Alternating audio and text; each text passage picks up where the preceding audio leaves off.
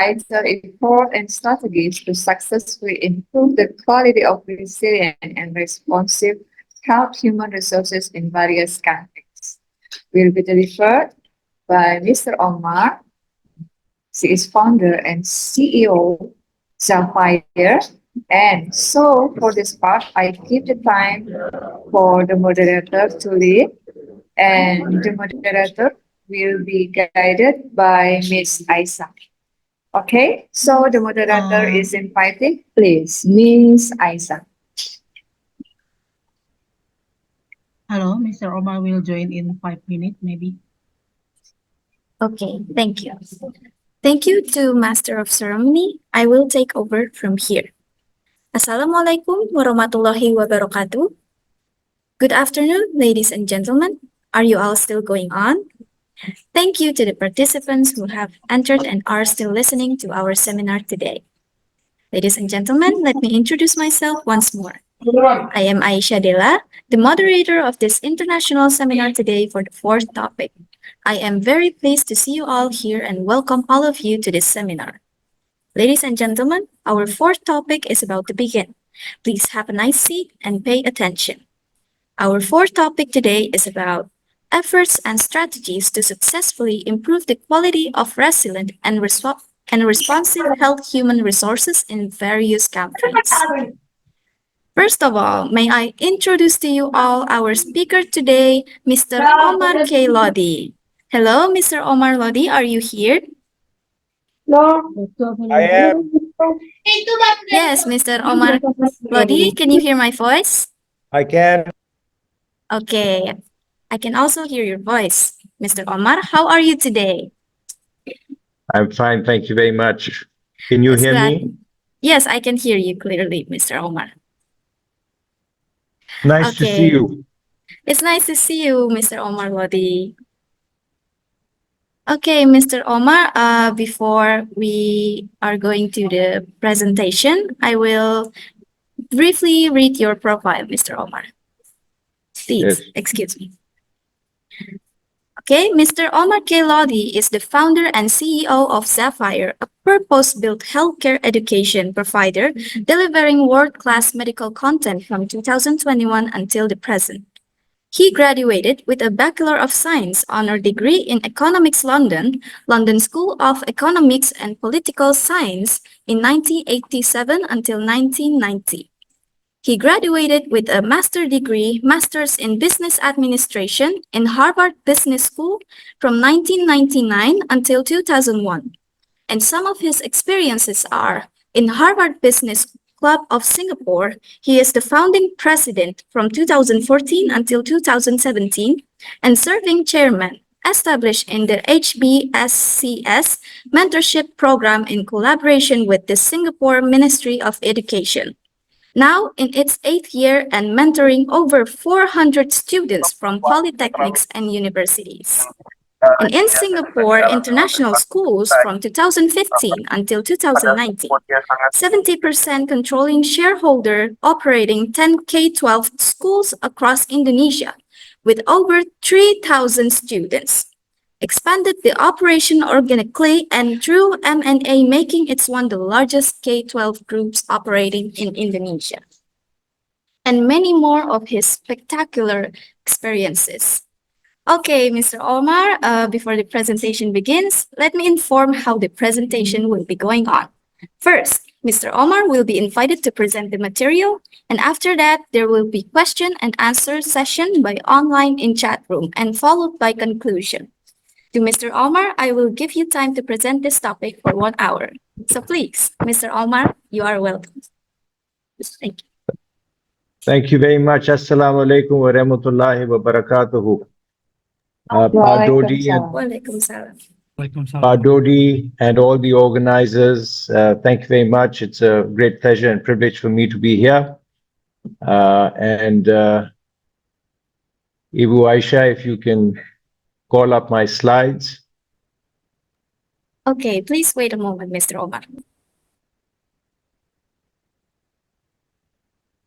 So the topic is the improvement and optimization of human healthcare resource. and there are many aspects that govern the improvement of these healthcare workers: policy, technology, infrastructure, and we'll touch upon all of them, but I will particularly focus on the role of technology in helping improve human capital within the healthcare system.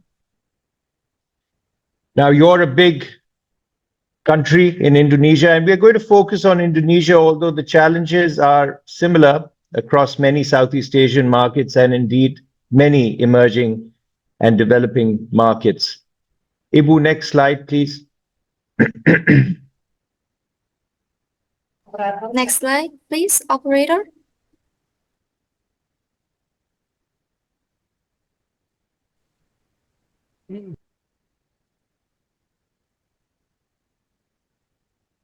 Right. So you're a large country, which poses challenges of its own. Obviously, within the system, there are a lot of funding constraints in terms of provision of infrastructure, in provision of facilities, even human capital. While in some measures you have a lot of nurses and healthcare workers, but not necessarily all optimized to standard. The curriculum or issues also within the undergraduate institutions are sometimes not consistent, sometimes not updated with the latest standards. Technology is there and has evolved a lot, as we'll talk about, but obviously challenges both from an infrastructure and mindset standpoint in terms of embracing technology.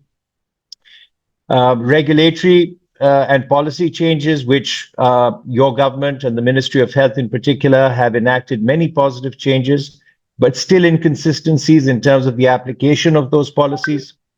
And then, of course, the fact that you all have a very large country and there are imbalances between different geographic areas, especially in your more provincial areas.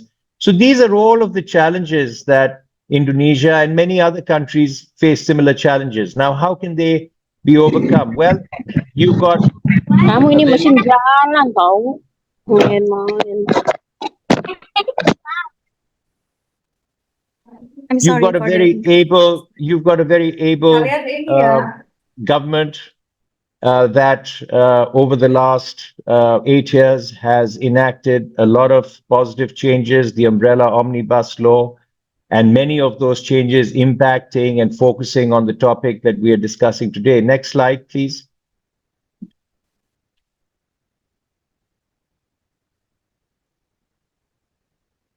So I don't need to tell you this, but it is a very, very large country geographically, but you're also got a very fragmented hospital market, over 3,000 rumah sakit in the country, 1.5 million healthcare workers, and 3,000 rumah sakit. So there's not a great deal of consolidation or concentration in the healthcare provision market, which makes the fact that your healthcare workers are very dispersed all across the country. And that is why, in terms of improving the quality of human capital, that adds another challenge in doing so. And that's where technology has a big role to play. Next slide, please.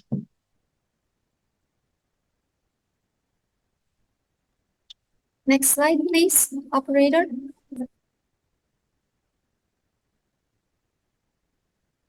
So, if you're a rumah sakit, why your training needs are going up? Why? Because your overall hospital system in Indonesia is growing, because you are growing as a country. People are consuming more and more healthcare because they're coming from a low base. They're consuming more and more banking product. They're consuming more and more education product. And that will continue to happen as your economy grows at 5, 6, 7%. And so your hospital system is growing. And as your hospital system is growing, you will have a shortage and you will need more supply of trained healthcare professionals. In addition to which, turnover in the industry is endemic, is everywhere. The healthcare industry in all countries is known to have a 10 to 20% turnover of staff, which is endemic to the industry. And so that further adds to the first reason why training is always important. The second reason is your government has strengthened over the last 5-7 years your accreditation regime. Initially, it was just cars. Now you have 5 other accreditation bodies because the government wants to strengthen the accreditation regime around hospital accreditation. And that brings with it training parameters, training requirements as well. Number 3, what Palupi was just explaining to all of you, the license renewal of healthcare workers, which can only be done through the obtaining of SKP points, which comes through training. That is your third reason. So for all of these reasons, training needs are going up. But today, how do you train? Obviously, we are training predominantly offline. And offline has many, many limitations. That is poor and unmeasurable outcomes. There is a lack of supply provision, both in terms of hard infrastructure and soft infrastructure in terms of human capital, trainers. Training does not get fulfilled in the quantum that it needs to, simply because offline training is not scalable. It is practically impossible to fulfill the amount of training that you need to as a country because of your large geographic population and geographic expanse. Offline training cannot deliver a holistic solution. And offline training also results in the training that does get done, it results in clinical workers missing clinical days. And that the system has to recognize that as a huge cost of training in an offline manner. Next slide, please.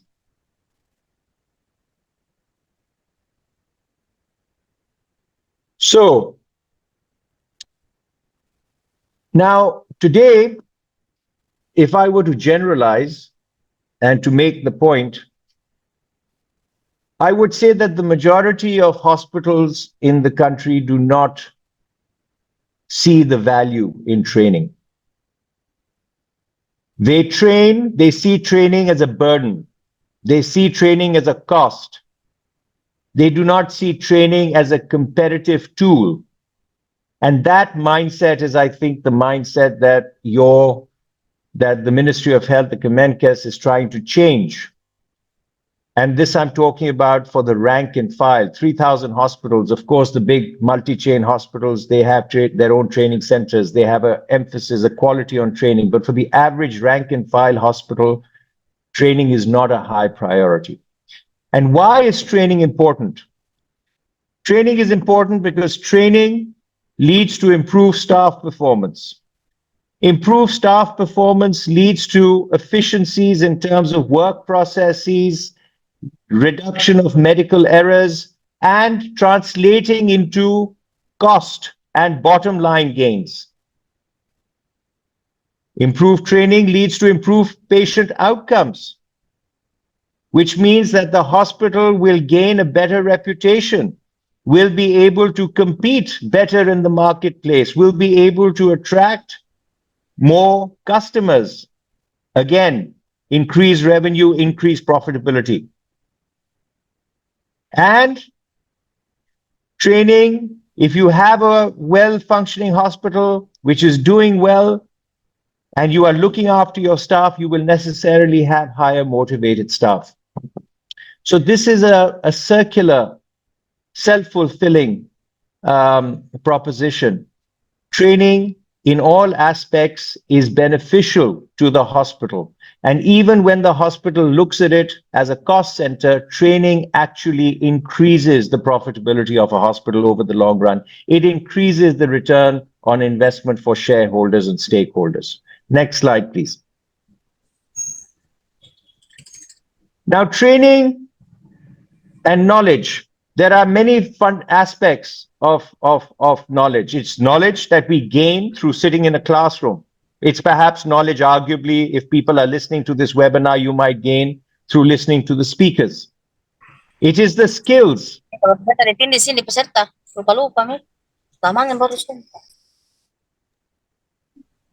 It I'm is the sorry, but- skills, it is the skills that people also learn, the practical skills, which we know are very, very important in the context of healthcare. But beyond knowledge and skills, which you learn through training, it is how you then apply that knowledge in the workplace, on the hospital floor. And that has to do with behavioral change and character. And that is your biggest challenge, our biggest challenge, especially in our countries like Indonesia, etc. How do we instill behavioral change? And this is very, very much connected with how we view training. Next slide, please. Now, many people say, well, you know, in healthcare, we have to train in an offline way. How can technology help us? Well, pre-COVID, over the last decade and a half, technology has evolved tremendously. And I'll talk a little bit more about that. And so when you train, any training, you sit for 2 days to do advanced cardiovascular life support. A day and a half of that is theory. You sit in a classroom and you learn the theory, you learn the algorithm. Today, technology, and that's the knowledge training, which is the left circle. Today, technology can deliver all of that knowledge training through in an asynchronous manner, through technology. But increasingly, technology is also delivering the practical training through things that you all are using today, 3D simulation, web simulation, even augmented reality. In your country, since 5 years, General Motors has been training automotive mechanics on augmented reality. And the point you have to take away over here is, with all the technological developments, in a few years, you will be able to buy your glasses that you are wearing, that Ibu Aisha and I are wearing, will be embedded with the virtual reality lens. We will all be able to use virtual reality individually, and that day is not far away. It will become so cheap, it'll become so cost effective, it'll become so ubiquitous. So more and more training, even practical training, technology will be able to deliver. Not to say that you will always need hands-on practical training, whether it's resuscitation, whether it's a cannular insertion. I'm not saying that that goes away, but I am making the point that technology is going to deliver more and more compelling and cost-effective and scalable solutions. Next slide, please. Now, your Parawat, I take them as a example. They are 70% of the workforce in any healthcare system. And in an ideal world, not in North America or where they have the luxury of training, but if you wanted to fulfill a basic, minimum, mandatory criteria of training over a 2-3 year cycle for every nurse, as an example, in the system, then this is the kind of training that nurse would need to do on a renewal basis every 2 to 3 years. Quality risk compliance, fundamentals around patient safety, risk mitigation, infection control, emergency life support, BLS, BTCLS, ACLS, nursing upskilling, where a hospital always has shortage of nurses, whether it is in ICU, whether it's in emergency, wound management, pain management. And nurses, remember, are the backbone of any healthcare system. And the prerogative to further improve the skills of nurses will reduce the burden and make the entire system far more efficient, far more productive, and increase throughput. And non-clinical training, which is increasingly important in a world where there is more technology in the hospital and in a world where there is more interoperability of teams, right? So the command case would say, I think that best practice 30 to 40 hours minimum for a nurse on training. And technology will allow all of this training that I have on this slide to be delivered, consumed in an effective way in that 30 to 40 hour a year stipulation, which would translate into anywhere between 3 to 5 clinical days. And with the new requirement around SKP, 25 SKP over 5 years, that would be, if you do it in a disciplined way, 5 SKP of training per year. Next slide, please.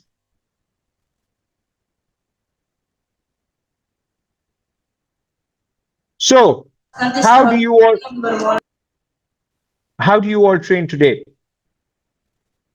You train in-house, you train through external providers, and then you train through webinars and seminars and MOOCs, right? And I would say that probably the majority of training that takes place today takes place in-house. That's based on our own interactions with hospitals and seeing the training practices today. Now, in-house training and personalized training, you're in a classroom, it's effective, it's in person, it's interactive, but is it scalable? And is it cost effective? It is not. And especially, again, when you're looking at the expanse of the country and the number of healthcare workers in the system. Next slide, please. Now,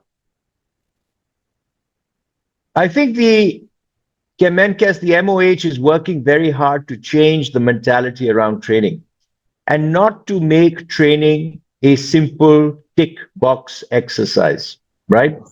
So on the left-hand side, around accreditation, right? So every year, every 5 years, a hospital needs to get accredited. And to fulfill the accreditation, there are many things the hospital needs to do, but training is one of those elements. Thus far, during accreditation, the fulfillment of the training requirements is really just filling up a form and ticking a box. But it doesn't need to be like that. Technology and data analytics will allow accreditation bodies to, number one, stipulate mandatory training, ensure the fulfillment of that training, and be able to measure training outcomes and competency gaps. That is what technology today allows us to deliver. Number one. Number two, SKP. It is the Ministry of Health has moved the SKP regime that now only training carrying MOH certification will carry the SKP. And it is important that I think they also want to ensure that that SKP is awarded to relevant training that carries the necessary competencies. And thus far, we know that there are still webinars up on the Plataran Sehat where there is no really, you can attend a 7-hour webinar, you can be sleeping, you can be cycling, you can be cooking, you can have your camera on. There is no, you are not sure of who is listening to what, who is retaining what, who is learning what. There is no measurement because the assessment that is done at the end of the webinar is also prepared by the training provider who can make the assessment a very easy assessment. So the quality of learning arguably in such practices is low. Internal train the trainer, the bottom of the screen on the right-hand side, internal train the trainer practices. Where I'm a Ruma Sakit, I have to train 30 nakas on a particular course. I send 4 to a training center because it's costly, and then those 4 come and train the rest of the 21 or 25. That is also poor quality because those 4 people are not subject matter experts in the degree or quality that they need to be to conduct internal training. So these practices have to be stopped. They have to be optimized. Next slide, please. And it is only logical, therefore, that if we are sitting in a 2-day offline training course with training instructors, subject matter experts on the right-hand side, that such training, high quality training, carries more SKP points than simply attending a 4-hour webinar where you are listening to different speakers. And again, it is very difficult to enforce on a Zoom who is doing what during the Zoom. So quality over quantity, not the other way around. Quality over quantity. Next slide, please. And just one myth. As we speak to a lot of Ruma Sakit, they say, oh, we don't spend money on training. We do all our training in-house. And yes, so I have on this red column just shown all the different breakdowns of training in-house. You've got the cost of the trainer, you've got the cost of your meals, you've got the cost of equipment, not very much, very modest. But your biggest cost is if you are doing a 2-day training, your clinical workers miss 2 days of work, 2 days of lost output on the hospital floor. And there is a cost to that. There is a huge cost to that. Even if you say the cost of that is their average monthly wage divided by 21, because 21 working days in a year, that's 14 million dirhams, rupiah, taken at an average salary of 6 million rupiah, because you will have senior people, mid-level people, junior people. But then what about also when those clinical workers are in the classroom? They obviously have to be replaced. So other staff has to be put in place. Otherwise, the hospital loses throughput capacity, and that can impact its output and operations during the time that workers are training. So the point of this slide is that there is cost to training in-house, which I don't think we always appreciate and realize. Next slide, please. So I'm not going to advertise our company, but I want to just talk about it in the context of what we are talking about. Because why has Pardodi invited me to talk? Because I started Zafire 3 years ago, and we use technology to deliver essential clinical training to healthcare workers, both inside hospitals and clinics and pushkishmas. But also we have undergraduate nursing programs, which I'll talk about. So I'm going to give you a brief context of the type of technology that we use, just to sort of give you some examples of how this can be applied. Next slide, please. So Zafire started its operations in Indonesia 3 years ago. We are a Singapore-based company. We are partnered with the German Nursing Association, with the National University of Singapore. And next slide, please.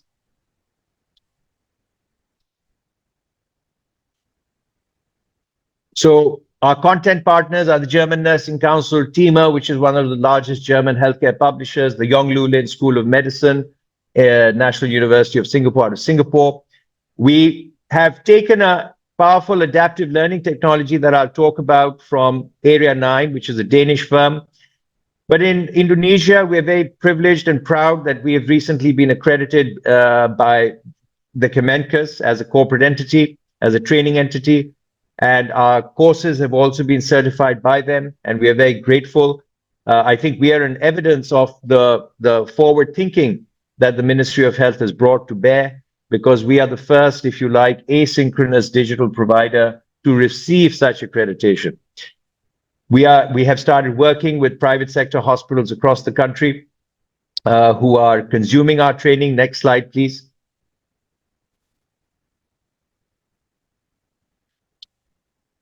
So we have started to focus first on what I described as the knowledge, the theory part of training. And in that, we use an AI-based adaptive learning platform that delivers superior learning outcomes because it uses an algorithm where the learning journey adapts to the local learner. And it allows hospital systems to measure those learning outcomes. It's also device agnostic, so you can learn, and asynchronous, so you can learn anywhere, anytime, any place, on a laptop, on a mobile, on a handheld. It's 100% in Bahasa Indonesia, as you would expect. And because of technology and deployment, it is scalable, and it provides a very cost-effective solution, which necessarily is a mandatory pre-requirement of scalability in the context of a country Indonesia's size. Next slide, please. So the best way to learn is to have a one-on-one personal tutor, assuming, of course, the tutor is a good subject matter expert. But that's not a scalable solution. The AI engine, and you all now read about AI every day. We use ChatGPT every day. AI is permeating every aspect of our lives, every aspect of a company's lives. So you can only imagine that the relevance of AI to learning, right? And this is not new. This has been going on for the last 25 years. The reason why we are all listening, about, we are now, AI is in our daily lives is because of generative AI, where the AI technology is just getting better and better and better. So our technology mimics, replicates a one-on-one personal tutoring experience, and it replicates it through the power of the computer, through the power of artificial intelligence. Okay, next slide, please. And so if these are three NACAs, three healthcare workers, learner one on the right, learner three on the right, learner one on the left. Learner one on the left, the same course, learner one completes in 8 minutes. Learner three completes in 33 minutes. And the size of the bubbles that you're seeing for learner three are learning objectives where learner three is struggling with answering those questions correctly, whereas learner one is going through the course in a very linear way, answering the answers, the questions. And the size of the bubbles for learner three tells you that in those particular learning objectives, learner three has not gotten the answer correctly, and learner three has therefore seen more content. And that is why the bubble is bigger. And that is why the bubble is bigger for learner three than learner one for those learning objectives, because learner three follows a completely different pathway to learner one. But the good news is learner three gets there at the end of the day with close to 100% knowledge proficiency. And because learner one does not have to wait for learner three, and learner three is not left behind by learner one, the group, the cohort, think of it as 300 workers in a hospital. Overall, if you spend 2 days in offline training, you will spend 1 day completing this. It reduces the time to training. So better training, cheaper training, faster training. So hugely productive overall to the healthcare system. Next slide, please.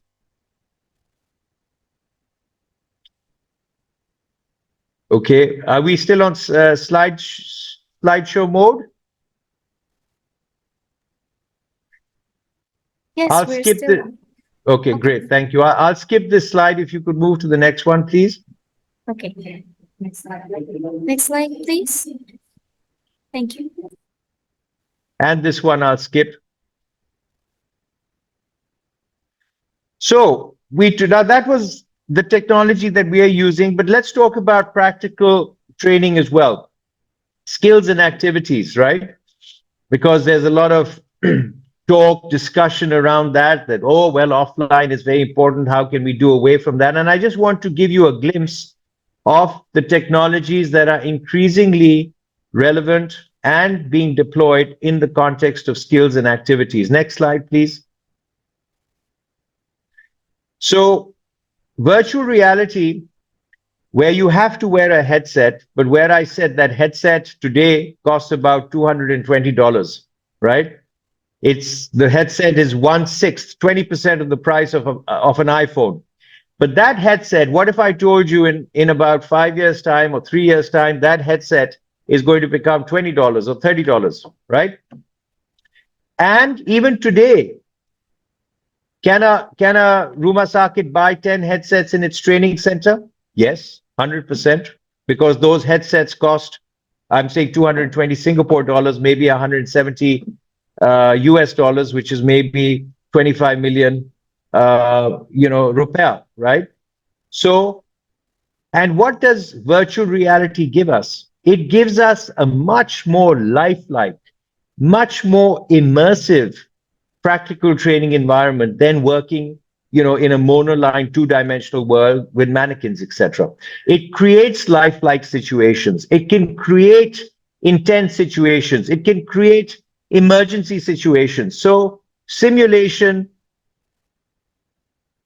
creates better, more lifelike training, immersive training where the learner is practically in a real world scenario. And that is why it can deliver superior and once again measurable outcomes. Next slide, please. Now you take advanced cardiovascular life support. or BLS. Today in America, in North America, ACLS is being offered by the American Heart Association with our partner, Area 9 Lyceum, where the NACAS, the learner will complete the theory on the adaptive learning platform. They complete the theory on the adaptive learning platform, they generate a barcode, and then they go into a kiosk with the barcode. A little bit like the kiosk we go to in Indonesia to pick up our Lazada delivery, right? We enter that barcode and we go into the kiosk, and in the kiosk there is a computer screen and a mannequin like this. We put in our barcode, we follow the instructions, we complete our skills training, we come out, we get our certification. Now in America, these kiosks are unmanned. But in the context of Indonesia, we can put up kiosks in malls with one man guarding the kiosk. We can put them up in the lobbies of hospitals, right? So I'm just telling you one solution that is being used in many parts of the world for a course like advanced cardiovascular life support, which in Indonesia, I would reckon at least 500,000 healthcare workers need to take every year. Next slide, please. Now, we talk about superior training, but data analytics, ladies and gentlemen,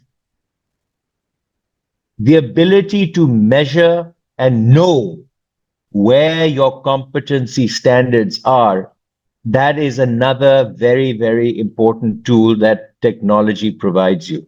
Next slide, please. This is an individual learner. In our technology, when you do one of our courses, every second that the learner spends answering every learning objective, that learner's interaction is recorded. That learner's knowledge level, that learner's confidence level. Next slide, please. And this is data for the MOH, where we did a case, where we did a pilot with them in Samarang, in Papua, and in different parts of the country involving almost 200 workers. And this is the aggregate competency and learning outcomes for those 200 workers, where across on the left-hand side, we are measuring the competencies for, this is for a patient safety course. And on the top, we are measuring the learners. And you can see immediately in a bird's eye view that in the green, you are okay. In the yellow, you are not so okay. And in the red, you are weak. You need intervention.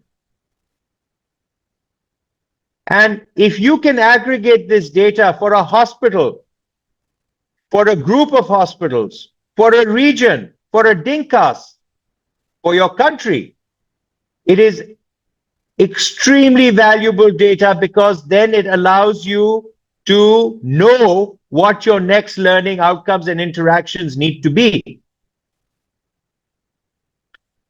And with our technology, after the NACAS has completed the course, the AI engine will deliver a customized refresher course to each individual learner. Until for that individual learner, there is all green on this heat map.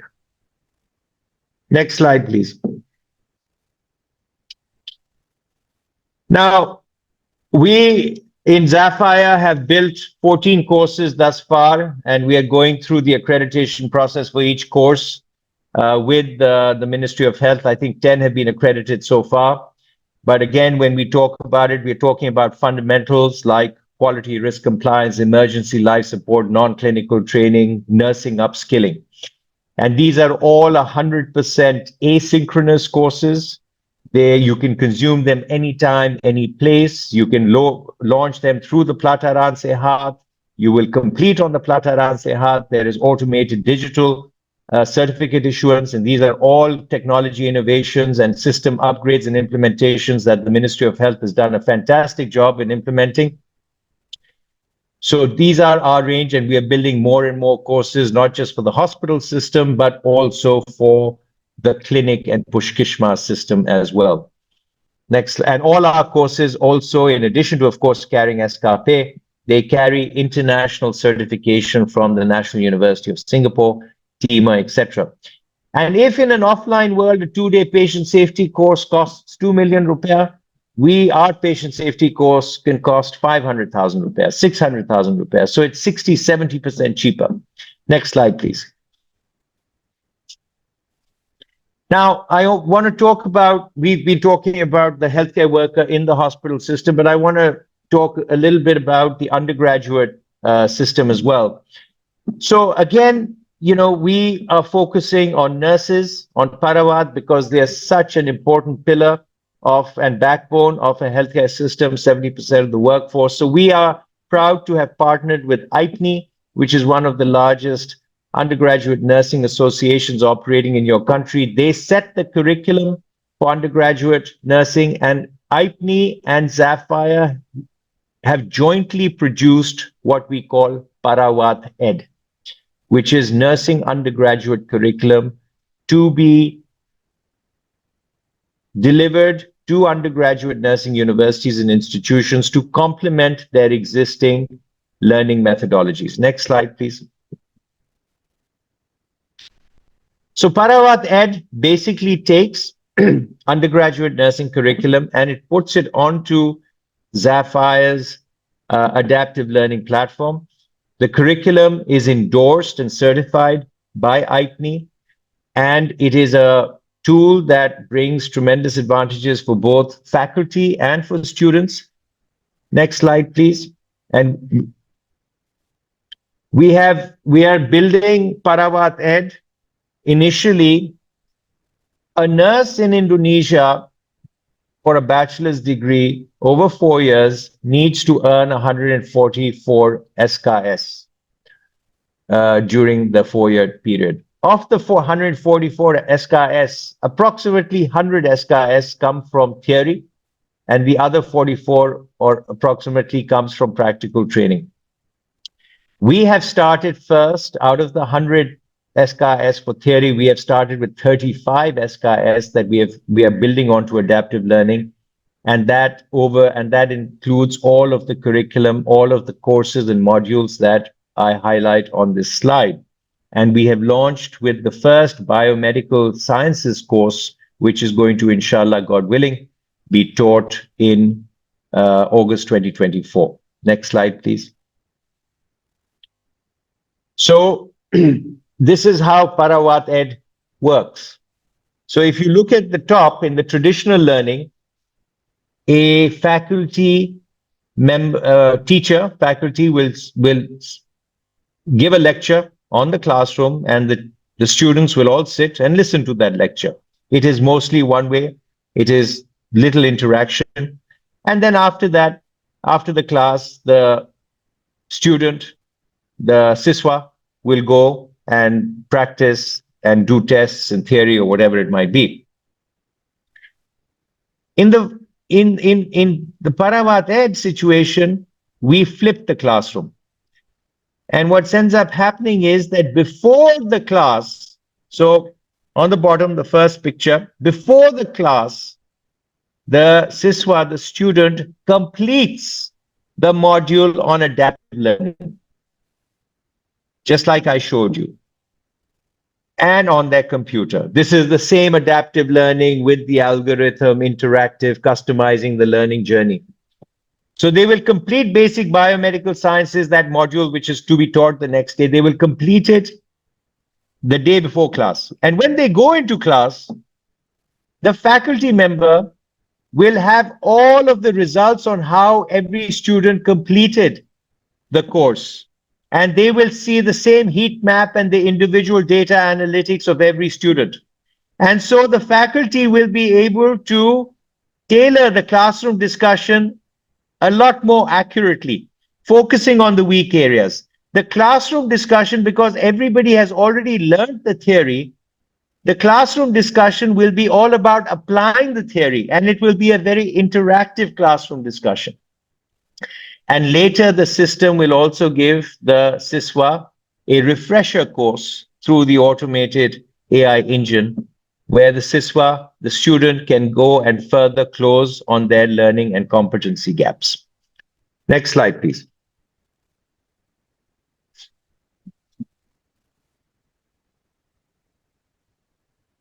So, I think for faculty, it delivers curriculum which is 100% in line with local standards endorsed by IPNI. It provides them powerful data analytics on their students. You have almost 600 plus nursing institutions, undergraduate nursing institutions in Indonesia. Not all, many of them suffer from a shortage of faculty. Many of them suffer from a lack of consistent quality of faculty. Parawat Ed addresses those challenges as well. It is very cost effective for the university overall, for the nursing institution overall, because it can spread faculty over a wider number of students.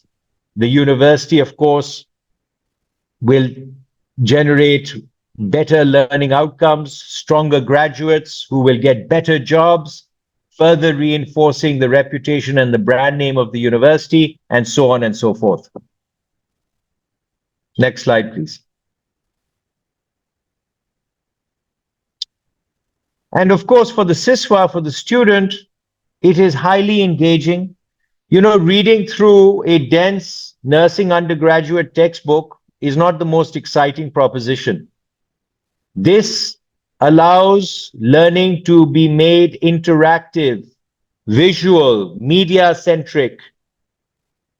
It motivates and engages the learner to a far higher degree.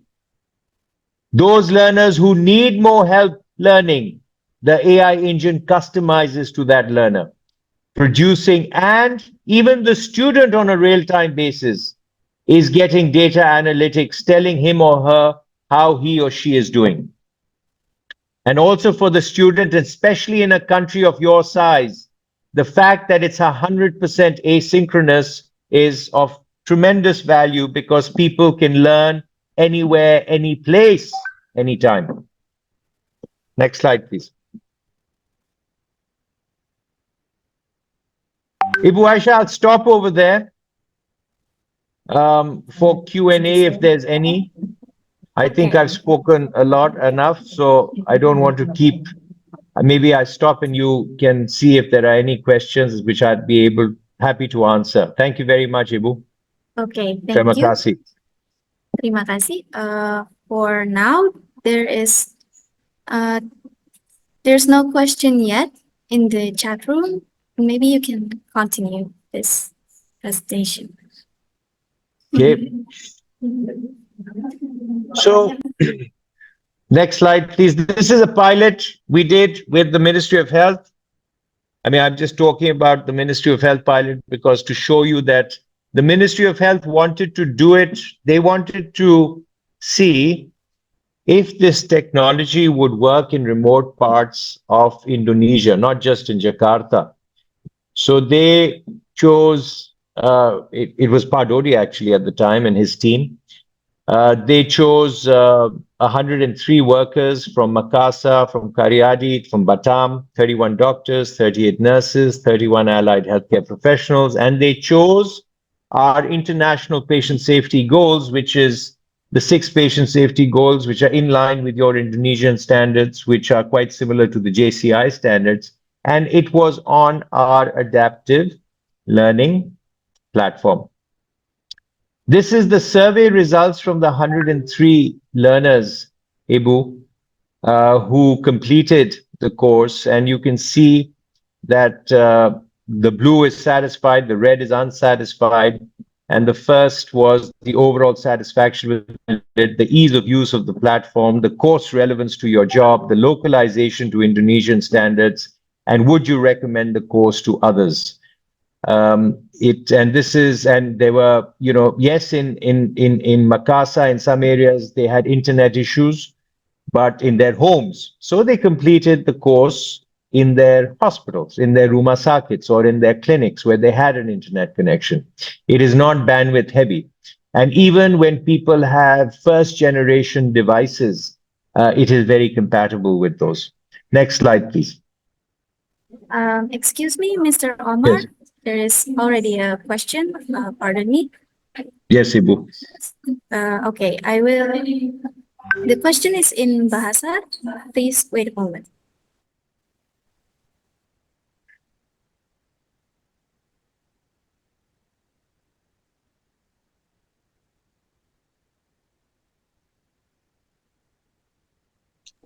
Okay, Mr. Omar, we will move on to the question that is in English.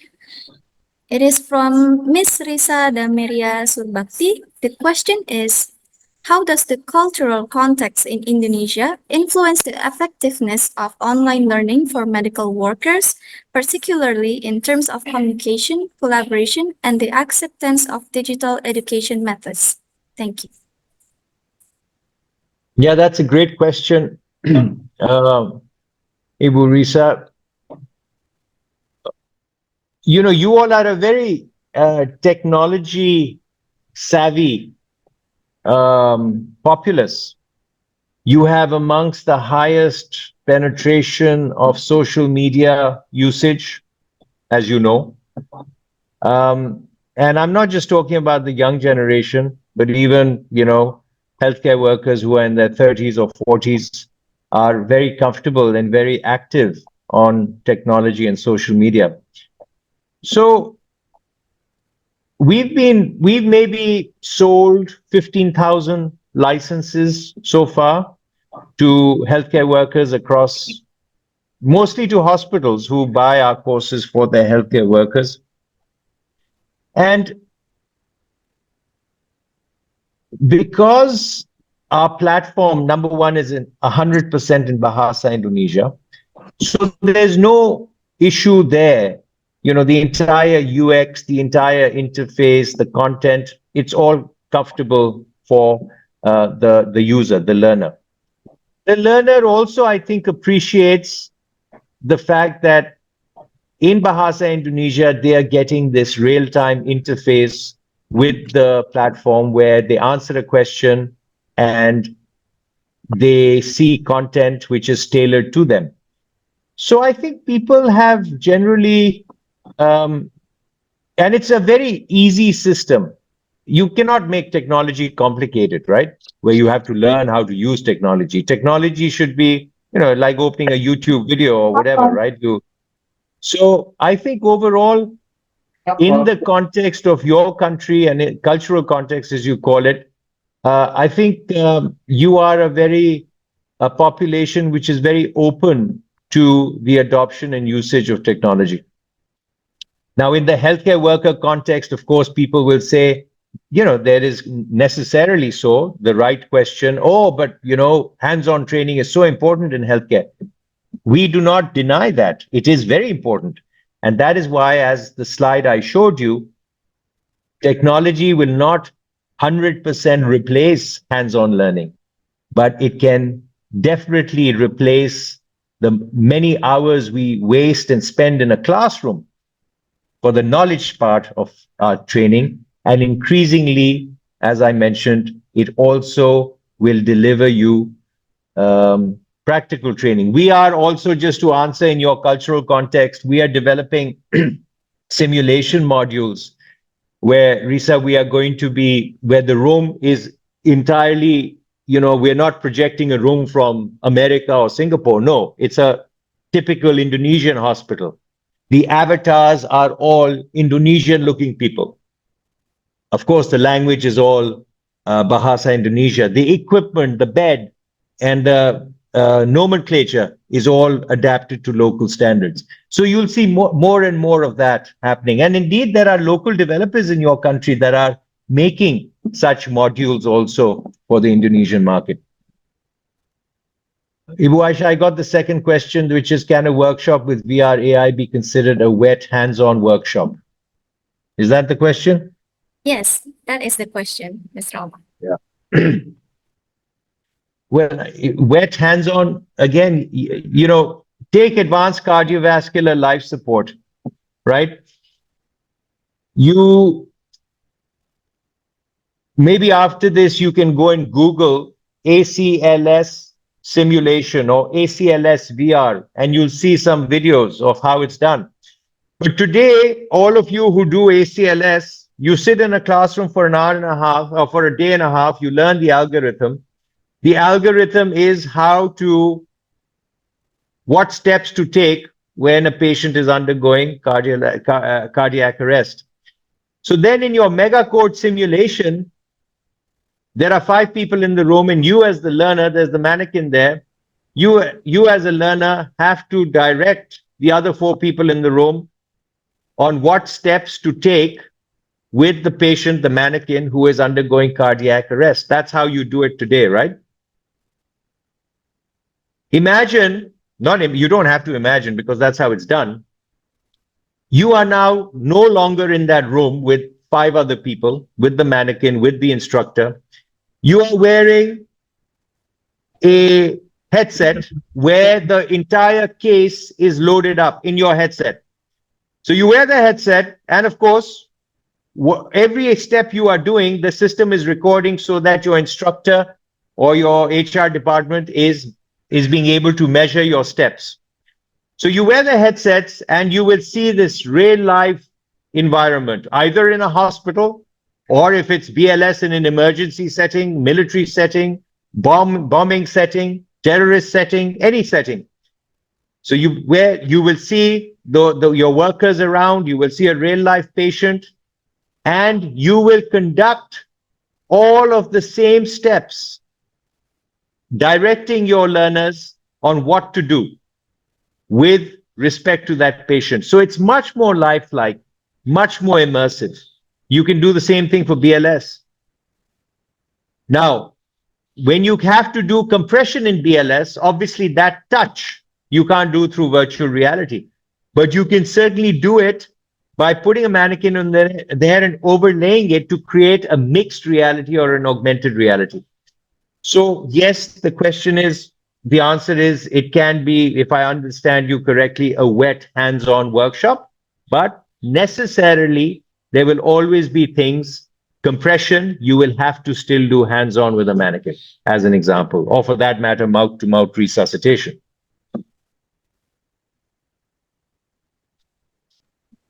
All right. Thank you so much, Mr. Omar, for the amazing answer.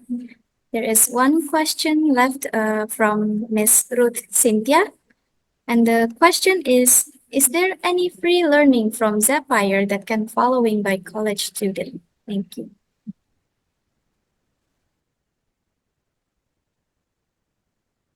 Yes, is the question. I assume she by college student, she means a medical student or a nursing student. Yeah, nursing student. Yeah.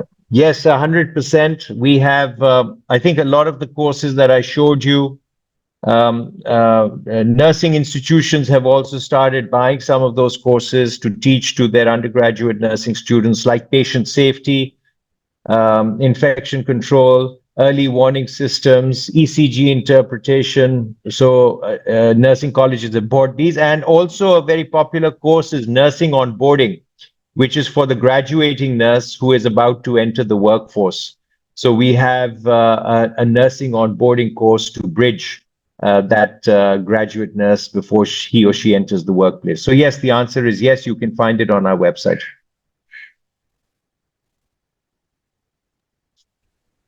All right. Thank you so much for the question. Pardon me, Mr. Omar, there is one more question. Is it okay? Please, as many as you want. Okay, thank you so much. The question is from Ms. Risa Damiria Subakti again. And the question is, how does the generational gap between senior medical professional and Gen Z in Indonesia impact the effectiveness of online learning platforms? Are there any specific strategies to address this? Thank you. I think a lot of people asked this question, and I think it's a little bit of a stigma that people have where, you know, if I'm 54, so I'm over the hill, right? I'm old. And so am I going to be less of a technology adopter? When we have interacted with chief nursing officers and, you know, quality controlled heads in hospitals, these are necessarily experienced people, and they're in their 50s, etc.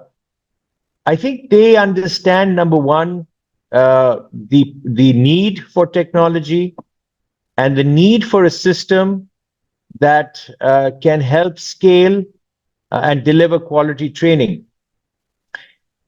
Obviously, the system has to be easy and intuitive to use, right?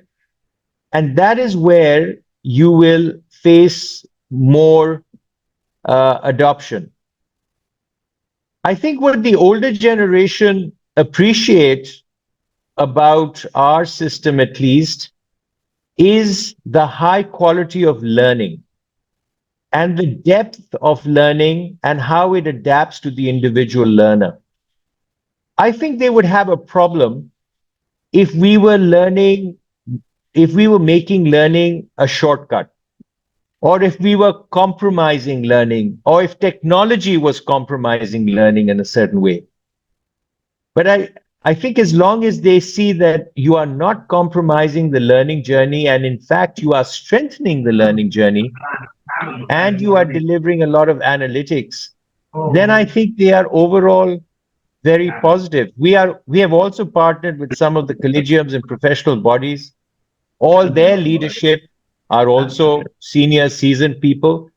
And to be honest, we have gained very positive reception from even older diaspora and age groups within the healthcare community. All right.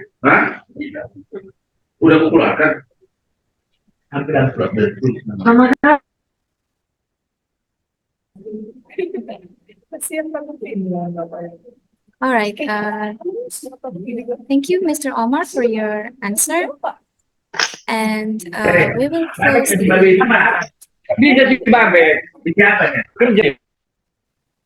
Okay. Sorry for the inconvenience. We will continue. Wait. My Okay, colleague Ibu Aisha yeah. is putting on the chat group a link to one of our free open courses. And so if anybody would like to copy that link and try our courses, we would be very happy for them to do so. Okay, thank you, Mr. Omar. I just added it in the group chat. It's in the group chat now. Baik, untuk open trial courses-nya ada di room chat, silakan dilihat.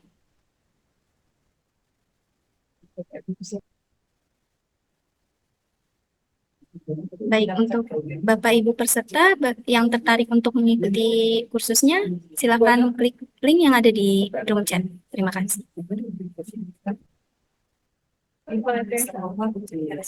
Okay, because we have 5 minutes left, Mr. Omar, please continue your presentation. Thank you. So this was the MOH results from Samarang, Batam, Karyadi, and our system works on what we call metacognition. So if you look at this circle, and it measures competency on the y-axis and consciousness on the x-axis. So when the MOH learners started the course, 25%, 24.7 of them, 24.7 were on the bottom left-hand quadrant, where they were what we call unconsciously incompetent. Now, that doesn't sound very nice, but what it means is that they didn't know the knowledge and they didn't know that they didn't know it. And that's the most dangerous place for a healthcare worker to be. That I don't know something, and I'm not aware of the fact that I don't know it. That is not a place where you want your healthcare worker to be.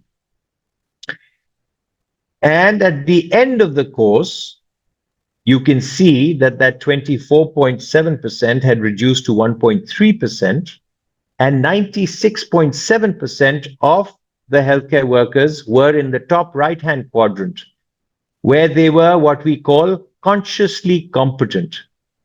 That I know something and I am confident of my knowledge and applying it by the bedside. So our system focuses on two things. Number one, not just teaching the knowledge and the clinical competency, but also in making sure that during your study on adaptive, you are also gaining the requisite confidence to apply that knowledge. So we measure two things, knowledge and confidence levels constantly. And we focus therefore on the final outcome and measurement of metacognition, conscious competence. Next slide, please.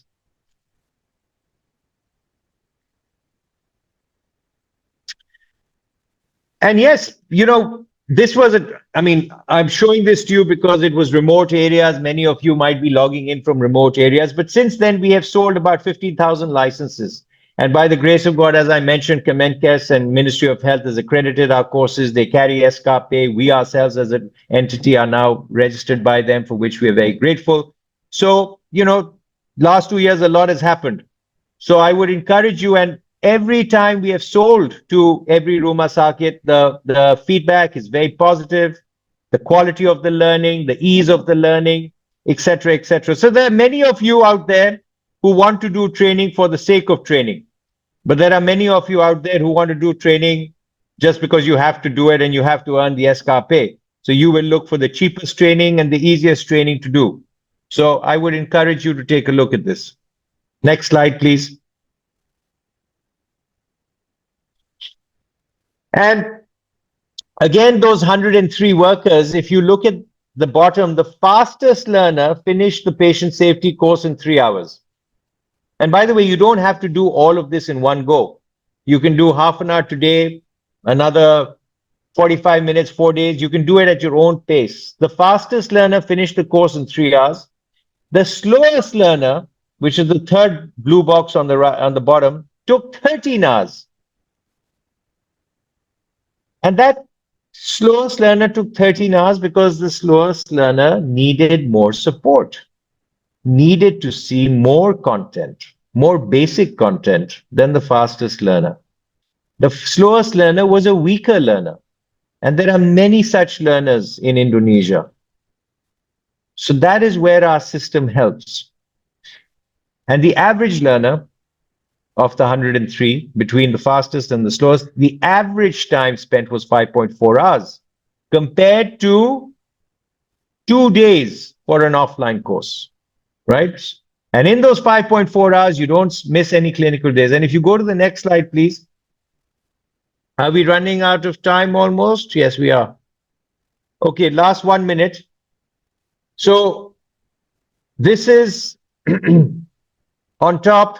You've got 2,000 workers. This is a real hospital who needed to train 2,000 people on patient safety. So if they would have done it in-house, traditional, they would have had to do it in batches of 50. So they would have had to conduct 40 sessions, 2 days each, and they would have had to do 80 missed clinical days. But also conducting 40 sessions and scheduling 50 people each every time is not easy. It would have taken them easily 12 to 18 months to do. And the average cost per person would have been maybe 1.5 million, 2 million rupiah. Here with us, they completed the training for 2,000 people in 2 weeks. And they were able to measure the outcomes. They were able to monitor the daily progress, because the system gives the administrators a lot of data and tools. So it becomes administratively easier as well to conduct training, which is logistically a big challenge in an offline manner. And of course, it was much cheaper for this hospital, 600,000 rupiah compared to 2 million offline. So thank you very much, Ibu Aisha, for having me, and to Pak Dodi and all your organizers. It's a pleasure and privilege to be here. And terima kasih and assalamualaikum warahmatullahi wabarakatuh. Waalaikumsalam warahmatullahi wabarakatuh. Thank you so much Waalaikumsalam to Mr. Omar. Thank you so much to Mr. Omar for the amazing presentation. Okay, ladies and gentlemen, because we had limited time, if there are any questions left, we will forward your question to Mr. Omar and the answer will be sent by email. Okay, before we end the fourth topic, I'd like to thank the speaker for the informative and interesting presentation and all the participants for the very active participation. Once again, please give a big applause for our fourth speaker and for you all. Okay, last but not least, I would like to take the conclusion from what the speaker has presented. Zephyr is a healthcare education provider based in Singapore, and it combines world-class content with an innovative and more relevant presentation format. And it deploys technology that delivers theoretical and practical skills training. And training must be seen as an important matter to all the healthcare workers in Indonesia. All right. That's all our fourth topic in our seminar. And I would like to apologize if there are any mistakes or wrong words. Thank you to Mr. Omar. See you soon. Thank you so much. Terima kasih. Okay. All right. Yes, thank you very much. Once again, I say to Mr. Omar and moderator, Miss Aisa. And wait a minute, then you go out from this Zoom, Mr. Omar, because here we are. The next session is we are going to give the certificate for the speaker. This is the certificate from our institution, Stikes Medistra Indonesia, and then there is there's a certificate from Competency Development Center of Medistra Indonesia or PPKMI, and then some figura will be, you can see by share screen. This is the birth certificate from Indonesian Competency Development of PPKMI. Here it is. Please receive from us. And then the second from our institution.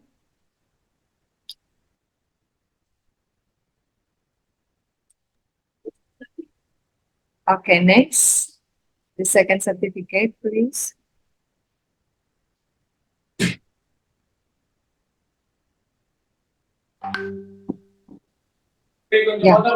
Yeah, this is the second certificate. This is from our institution, Mr. Omar, from Stikes Medistra Indonesia. We're really so thankful to have you here and have shared your topic and share the knowledge for us. Thank you. And the third certification.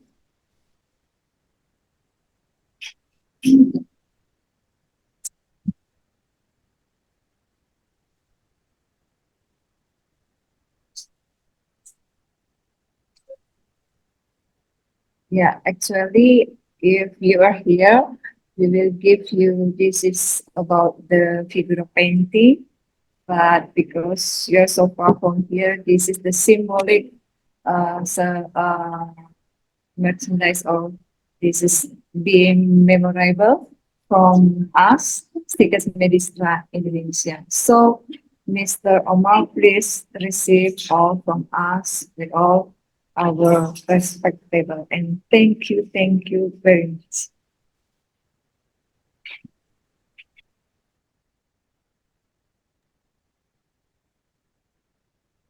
Yeah, that's all.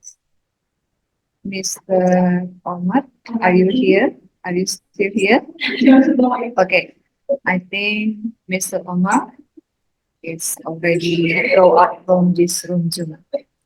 All right, for all of the audiences and participants, because this is already 12 and 30, we have got time to Isoma. We are going to continue at 1 p.m. and just you can go out from this Zoom or keep stay on this room Zoom. It's okay. We will back at 1 p.m. Thank you very much and see you at 1 p.m. Thank you. Bapak Ibu sekalian, kami sampaikan bahwa sudah selesai untuk pemateri yang keempat. Untuk pematerian selanjutnya kita isoma terlebih dahulu selama 30 menit. Kita akan lanjutkan kembali pada pukul 13 siang nanti. Dan Bapak Ibu para peserta boleh tetap ada di ruangan Zoom atau boleh keluar sebentar dari ruangan Zoom. Demikian, terima kasih. Selamat siang, selamat beristirahat.